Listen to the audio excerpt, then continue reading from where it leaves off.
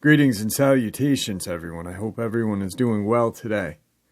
Last week sometime, I had a subscriber send me two encounters. An encounter from her work partner and a encounter that her child or children had, and it had to do with the Japanese skinwalker. Today I have her on to explain everything that I probably annihilated during that narration. On to the links. As you know, I rely on my Patreon, my PayPal, and my merch to help this channel to continue to grow and go.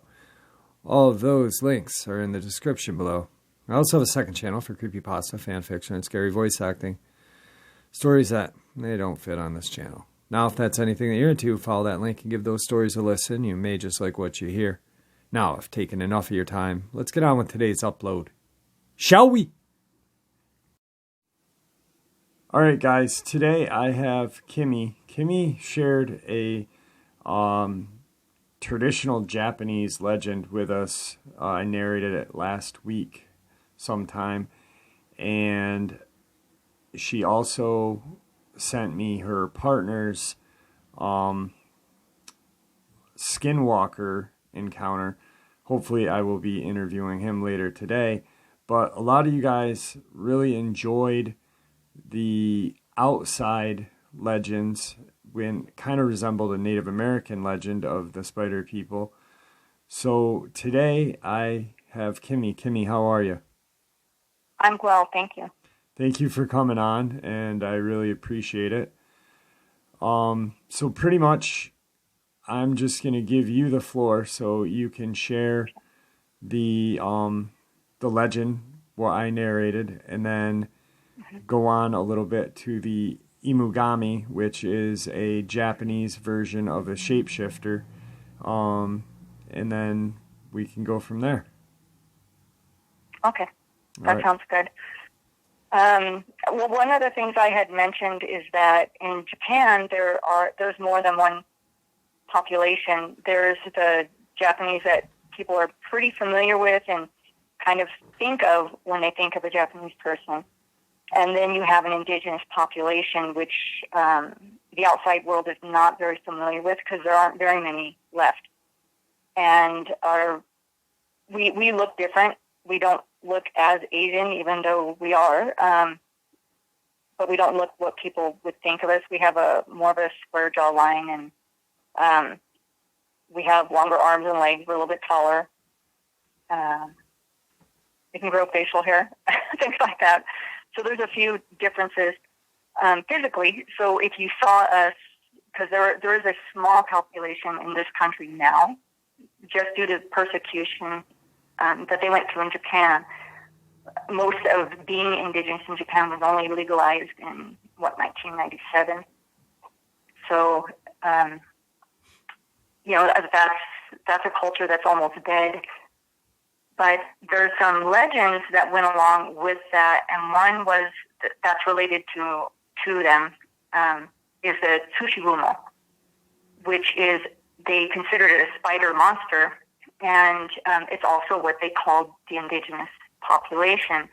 And my dad's from the Kyushu Islands, which is in the south of Japan, and they kind of held on the longest. So most of the legends, the more modern legends, are from that area. And Tsuchigumo literally means ground spider. And there's different versions. There's Yamagumo, which is mountain spider. And we did live in the mountains, but my dad was very, very adamant that we are Tsuchigumo and not the mountain spider, the Yamagumo. So what the legends say is that when the modern Japanese got there, that there were people already, or there were things already there, and that they appeared as these fairy looking children or these beautiful women, but that they were actually these monsters that they, you would accept their hospitality and you would grow ill, and slowly your life force would drain. And in some cases they have legends and stories And some of these reality games that they have now that some people might be familiar with actually have the Tsuchigumo as a monster in that game, which I have kind of mixed feelings about, but it's there. And so the legend is that that's their true appearance, but they appear as humans unless they fall ill, because they are earth spirits.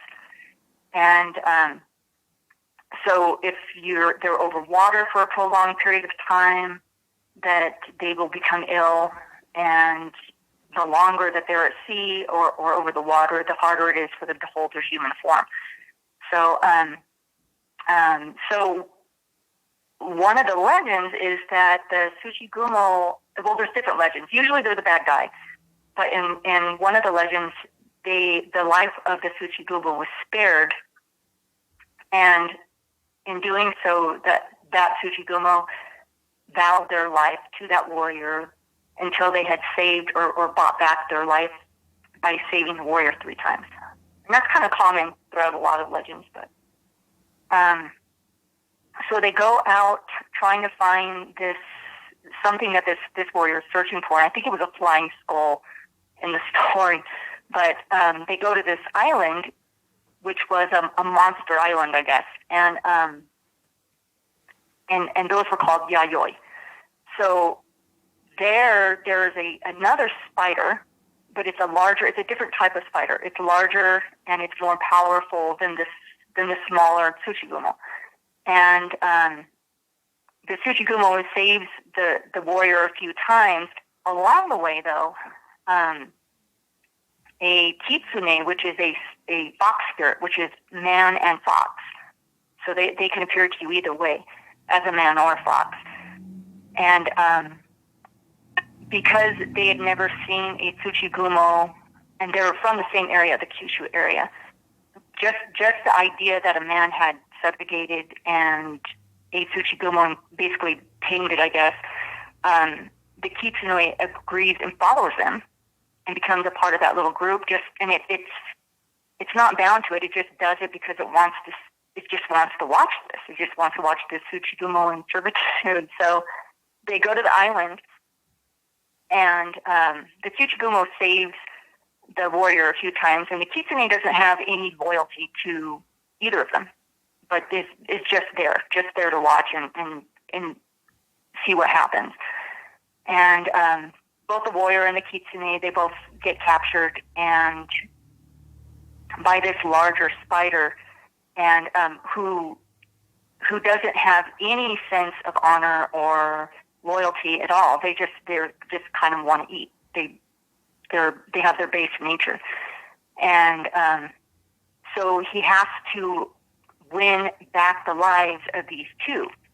And so in doing so, they have this contest to the gods, and the larger spider says that gathers up all the yayoi, or the other monsters of the island, and sacrifices them in a volcano. And of course, the smaller spider, when it's his turn, says, I offer to you all my enemies, including the other monsters and this one. And he pushes the larger spider in. So he wins the life of that warrior and the kitsune. And there's more to it. And so they go back. They have to cross the ocean. So again, the Tsuchigumo becomes ill, can't hold its shape. The sailors, discovering that there is this shapeshifter on board, decide they're going to kill the Tsuchigumo, and probably the kitsune too, and the warrior as well, because they think that he is demonic because he's brought this shapeshifter on board. And but the Tsuchigumo says, no, I tricked him. I tricked him into bringing me. Not that he was forced to.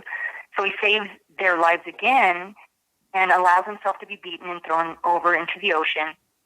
And at that point, he's already saved the warrior's life 3 times.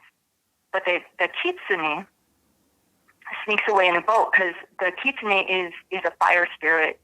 Tsuchigumo is earth spirit. So water isn't good for either one of them.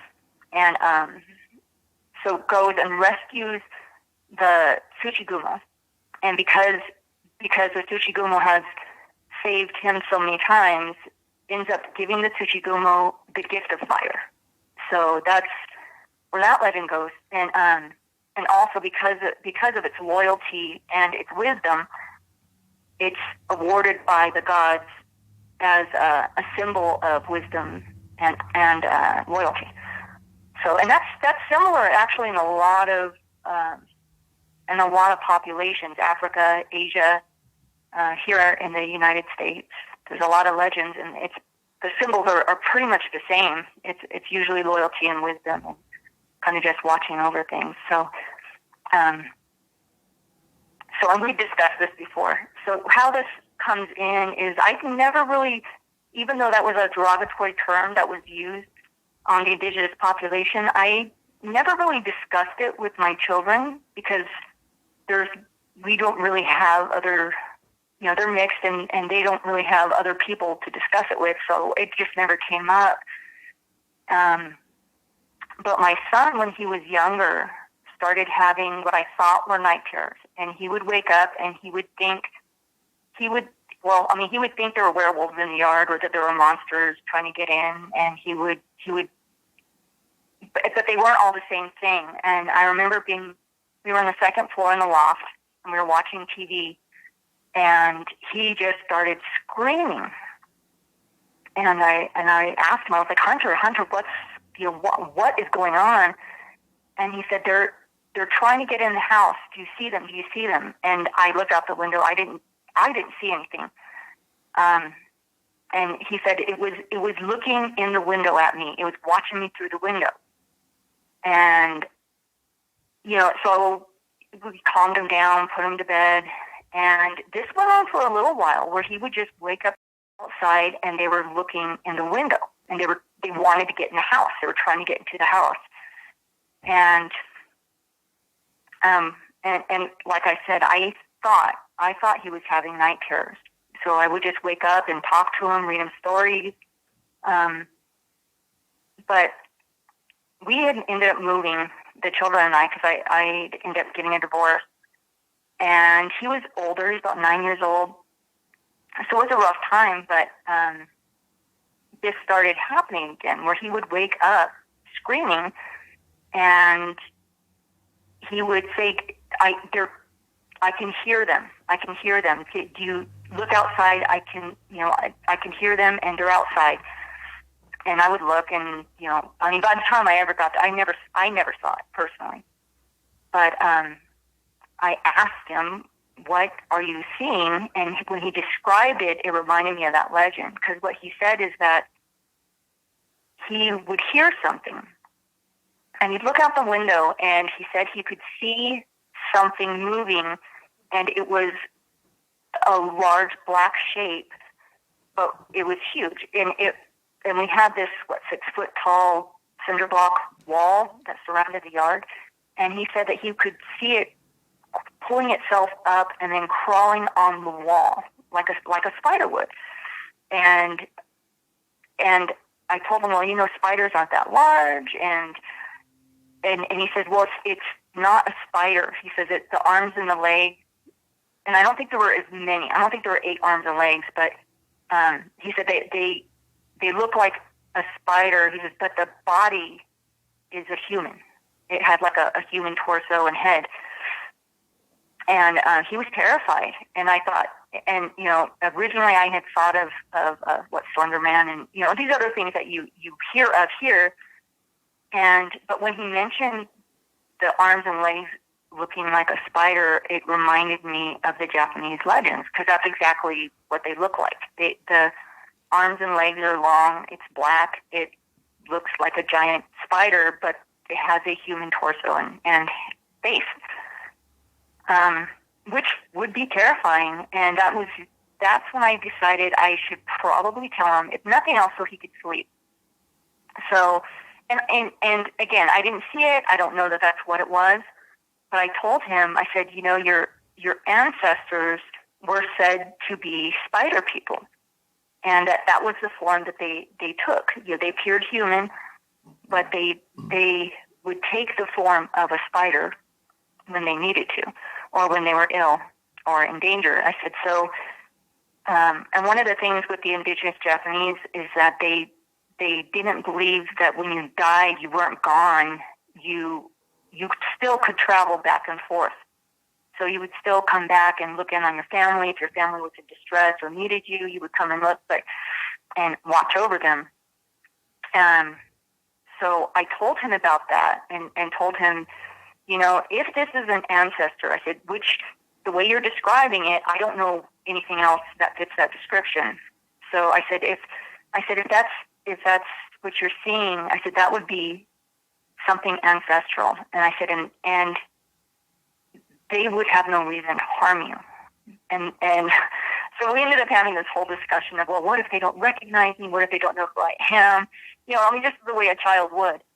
And, but it helped him. He stopped waking up screaming. He stopped, he didn't stop seeing things, but he wasn't afraid anymore. And nothing ill ever happened to him or to anyone else in the family. It just frightened him. It was very terrifying. It was very frightening. And I wish when he was younger that he had been able to describe it back then, and we could have had that talk years before. Because I can't imagine being a young child and seeing something and not being able to convey your fears or that terror to the other people in the household. And I had no idea what he was seeing. All I knew is that he would wake up and he'd look out and he would see something, and I attribute it to night terrors. And honestly, I don't honestly know what it was. I know it fit the description of the Tsuchigumo, and he would have no reason to know of it. It's a fairly obscure legend, and it's something I never shared with them up until it became necessary. And that's it. I mean, he still sees things every once in a while, but he's not afraid, and it doesn't bother him. I don't know if he sees that exact thing. Sometimes he'll come and tell me, but usually he just kind of keeps it to himself now. Right. Now, the other two kids saw it as well prior to, or no? Oh, yeah. So I didn't know about this because they never came to me, and they never had night terrors. So theirs were more like dreams. Okay. But they were the same dream, which was odd. So that's the only reason I remembered it. And it also reminded me, and it's probably one of the reasons I may have thought of this, when Hunter was older and brought it up.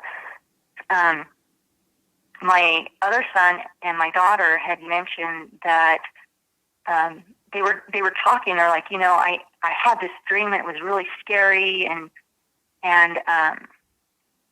it was this person coming up to them, and they were terrified. They said that they were upset, or whatever it was they were seeing seemed upset, and that but that they were really tall and all black, and that the arms and legs were really really thin, like an insect, and that they had a face, the body, like the torso and the head were human. So, and then the other one, I don't know which one mentioned it first. I don't know if it was my son or my daughter. I think it was my son, my older son, who had mentioned it first. And then my daughter was like, "Oh my God, I had the same dream." And they must have had it multiple times, because they said, "I hate it when I have those dreams." And they said it in the plural, which made me think, okay, so this is something that's happened a few times at least. And it did make me think of that. And there was actually an animation, a Japanese animation, and that they said it reminded them of a character from a Japanese anime cartoon. But I don't watch anime, so I don't know which character it is. But there's supposed to be like a character that that is in one of those animes that looks very similar, with the long arms and legs. I mean, not exact, but similar enough to where they said, yeah, it kind of reminded me of this, except for this. And I didn't say anything. At that time, I remembered the legends, but I didn't say anything. I was just listening to them, and I was like, well, that's very interesting. But I didn't put too much stock in it. I thought it was odd that they were both having dreams and seeing the same thing.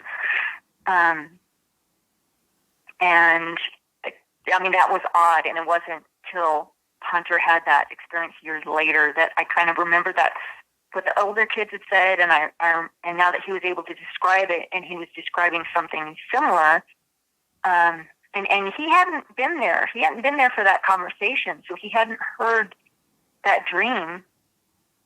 And this was years later. So, could it have been coincidence? Yeah, it could have been, but it's an odd coincidence. Yeah, that's a mighty powerful coincidence. I mean, considering your lineage and beliefs, and then, both daughter and son, and then further on through the years, your other son having the same thing is definitely some sort of pointer that something is there. So, and it's very interesting, like you said, that the your elders, once they pass, they don't go. They usually stick around and watch over the loved ones and family, and maybe that was a family member from a long ago coming and just checking, making sure you guys were okay. It was very, very interesting, and I loved when you shared that with us.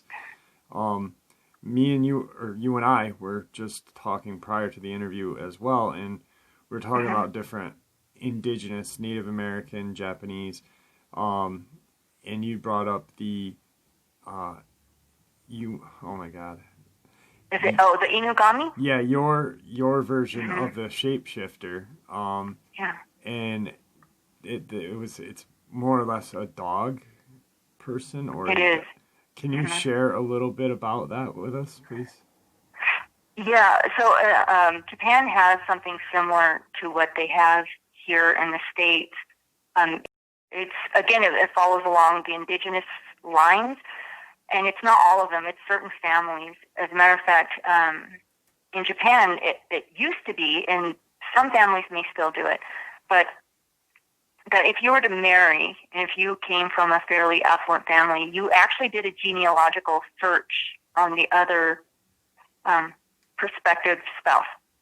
And one of the things you looked for was if they had the Inugami bloodline. And so what the Inugami is it's a canine spirit. And certain families, they weren't necessarily Inugami, but they were more prone to being able to become Inugami. And so there's a ritual which the Inugami is created, and it's not. I don't know what the ritual is for Native Americans, but in Japan there's different ways of doing it, and they're pretty brutal. Usually it involves starving an animal, a canine, and you would at some point either it dies or they kill it. But what happens is they sort of deify it after that point, and they keep the remains. So either it's buried at a crossroads for a certain amount of time. The body's burned, the bones are kept, the head is kept, and it's kept underneath the floorboards of the family home or in this storage cupboard. And they're supposed to be able to bring good fortune and grant good luck. And it's not widely. It wasn't widely practiced. I don't know that it is at all. I would hope not, because it bothers me just thinking about it. Yeah.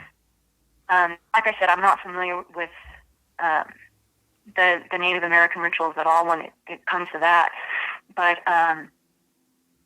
that was another thing. And they had different looks. So here you hear certain descriptions. So there, one of them looks, even though Inu means dog, and the Gami is a spirit, so even though it's technically a person possessed with the dog spirit, some of them actually look, to me, they look more like a baboon, with that kind of baboon snout, and the ears aren't erect. They're more like a baboon. They kind of lay more against the head, and others look kind of more like the Akita,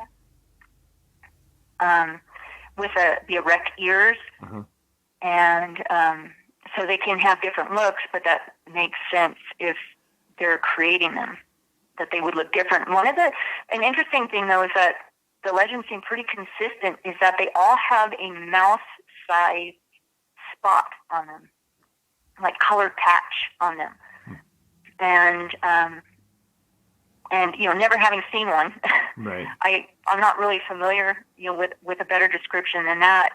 But it is interesting because we do have that same legend, and it was prevalent enough in Kyushu that they had laws governing it. It's even though it was taboo, and it was taboo to marry into them or maybe even to associate with that family, it wasn't illegal to be a shapeshifter, and they had laws.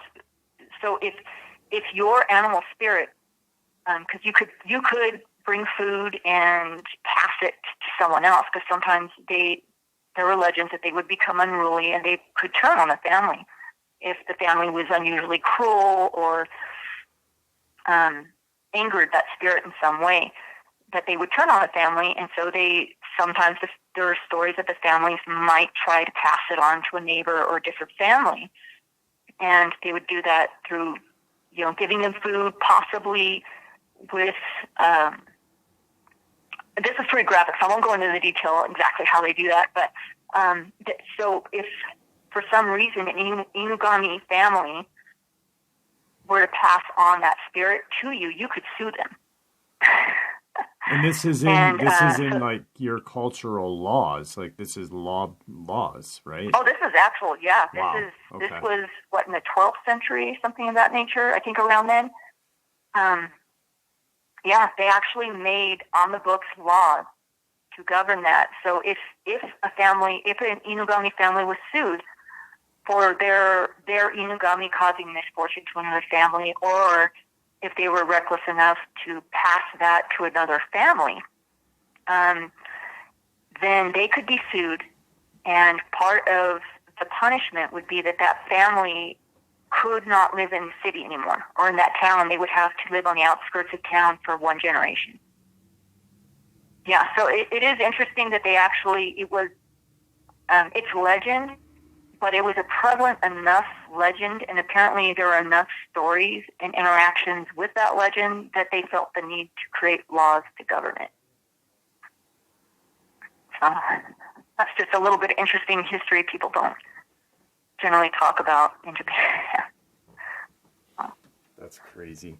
What's interesting to me about the whole Inugami is that the two descriptions, we have similar descriptions over here. A baboon-like facial feature, or a very high-pointed ears, shorter, but not short muzzle, because Akitas don't have a really long German Shepherd coyote, but they still have a large muzzle, a large enough muzzle.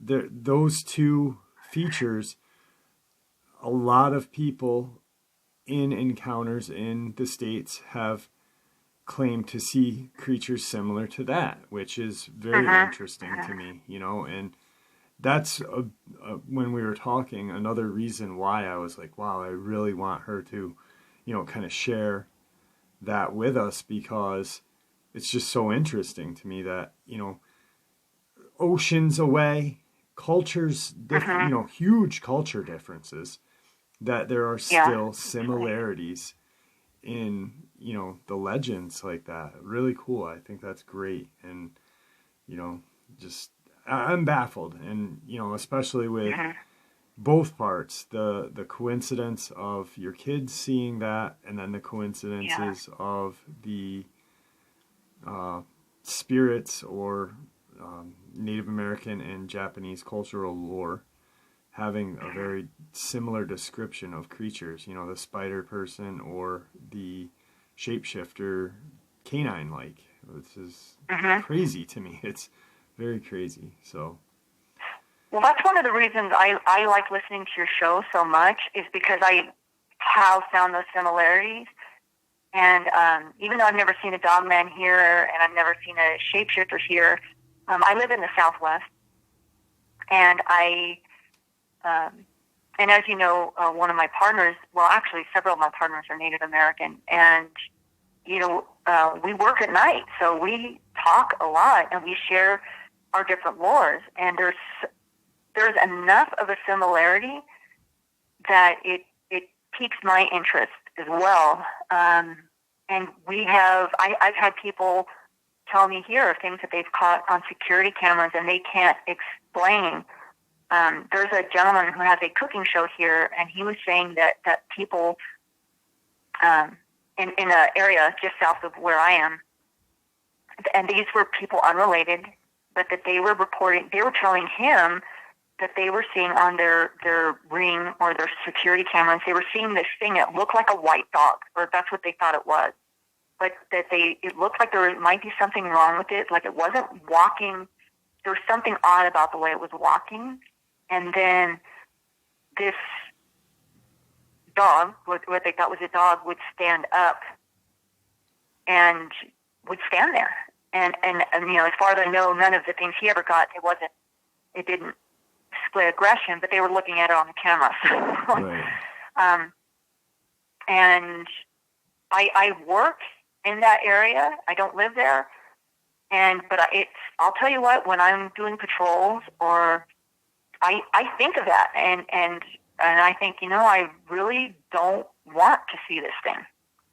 Yeah. I don't know what it is. I don't have a great description of it, and I really don't need to see it close enough to ever have one. Yeah. So that one to me is really strange, because it's not the typical thing. It's something that they see walking around on all fours, and then it stands up. Right. And it's unexpected. So, especially in your area, there's an entity called like the Cadejo. It's usually black, but there is a white version, and it's Mexican or southwestern Native American, more or less Mexican though. Kind of like a demon spiritual dog, the white one. For some reason it's reversed. The black one, I believe, I've heard different stories, but I believe the black one is good, the white one is bad.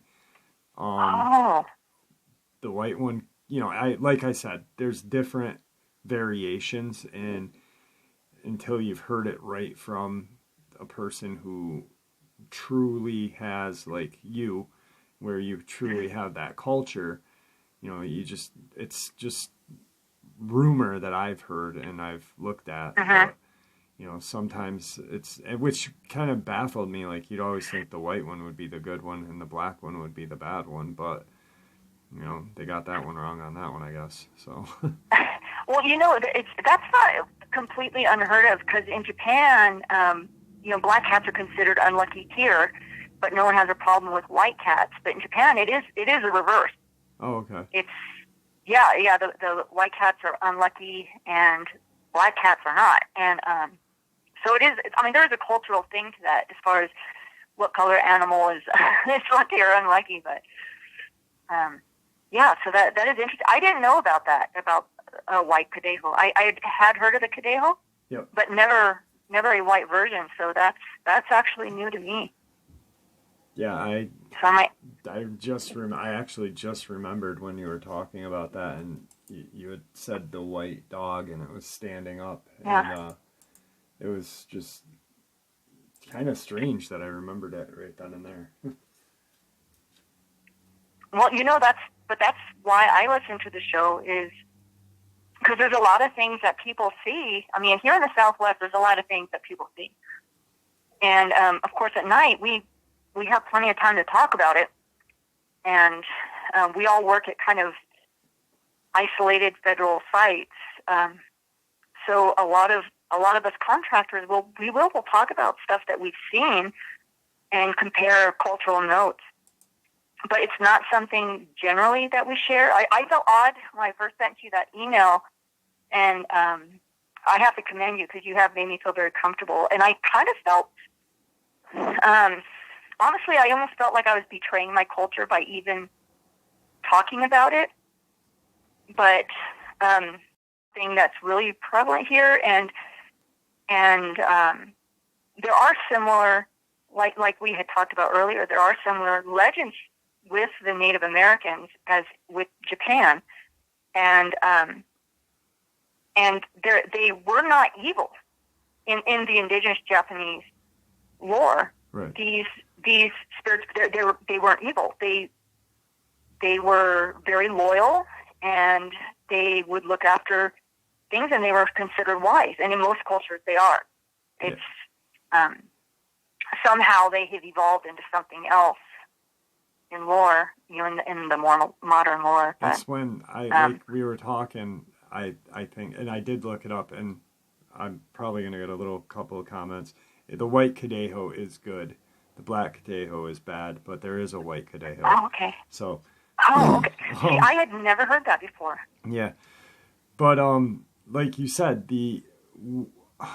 with your culture, the belief system and lore, it was widely respected at a certain point, and then when a different culture moved in, the non-indigenous, that's when the negative aspect got put onto it. Like with the Native American, the shapeshifters and stuff like that were used for purposes. These were not just like, there was a purpose. The Navajo created the skinwalker when they were warring with the Ute Indian. Yes. There was a purpose of that. It wasn't just to creep people out. And then when the Europeans moved over to America, then those spirits were shunned, but like the natives lived with them daily, and they weren't feared. Yeah. They weren't, yes, they were feared by other cultures, but the Navajo were, they respected the witch doctor who could turn into the skinwalker and save their tribe when the warring Ute would attack. It was something lived with daily.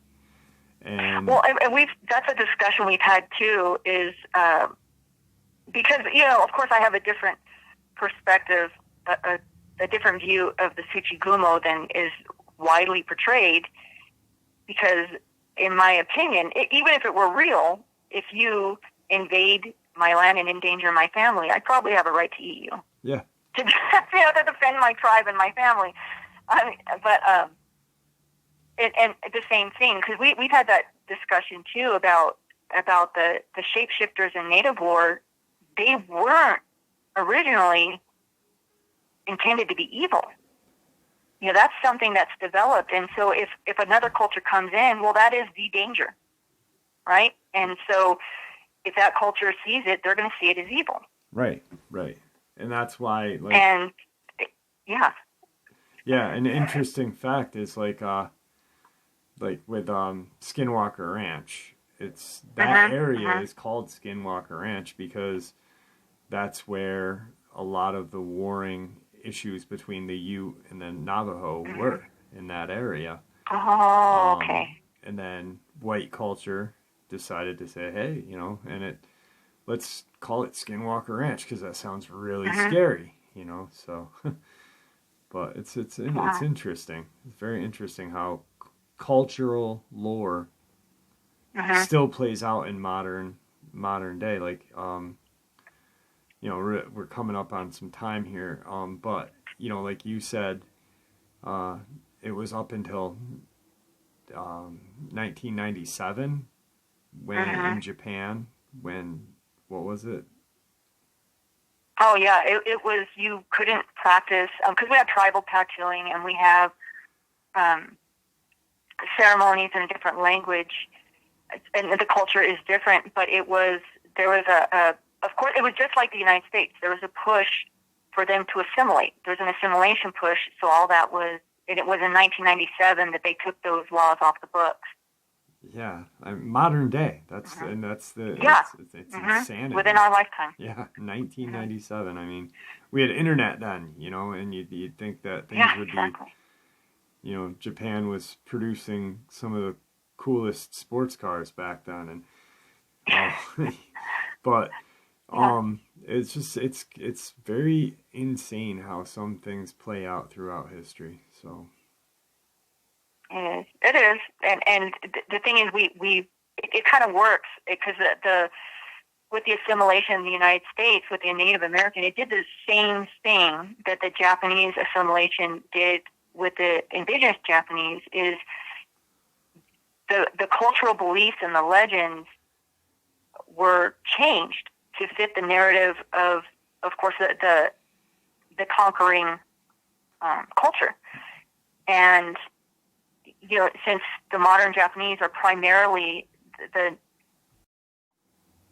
people in Japan, they get to write the legends. They get to rewrite them from their point of view, which if you had shapeshifters and they were attacking you in the woods, you know, that would be evil in your perspective. It wouldn't be to the Indigenous Japanese,